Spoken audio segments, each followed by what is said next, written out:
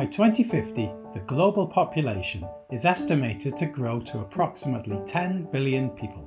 European livestock farming plays an essential role in food and nutrition safety. This requires research and innovation in agri-food, optimal use of biomass and circular bio-based economy, research and innovation to help farmers adapt to climate change.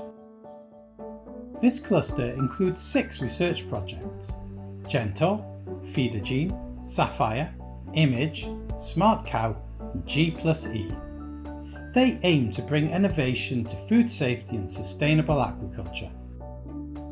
How do we do this? By exploiting genetic data to develop genomic methodologies and analytical tools for breeding and feeding strategies. What's involved? Tools and services to help farmers to adapt to their specific local conditions. Who wins?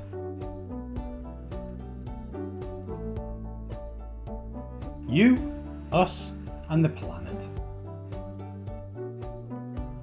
If you are a policymaker or NGO, you can make the difference.